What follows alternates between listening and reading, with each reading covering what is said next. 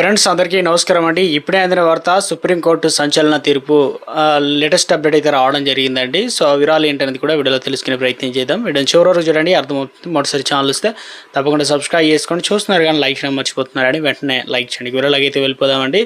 So ముఖ్యంగా పొరుగు వారితో గొడవ కావచ్చు, గొడవ ఆత్మహత్యకు ప్రేరేపించినట్లు పరిగణించాలని చెప్పేసి సుప్రీంకోర్టు ఒక ముఖ్యమైన కేసులో ఆదేశాన్ని జారీ చేసిందనమాట.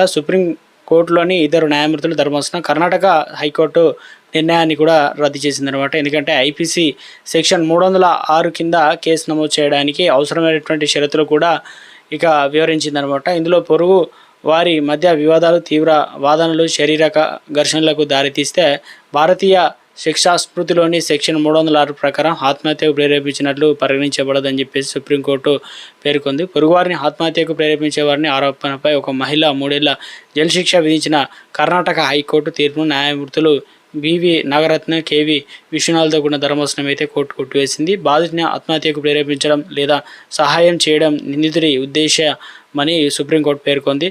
ఇక భారతీయ శిక్షా స్మృతి ఐపీసీ సెక్షన్ 306 కింద కేసు నమోదు చేయడం అవసరమని ధర్మాసనం పేర్కొంది. ఈ పొరుగువాడిని ప్రేమించు అనేది ఆదర్శం, కానీ పొరుగువారితో గొడవలు సర్వసాధారణమని ధర్మాసనం తెలిపిందనమాట.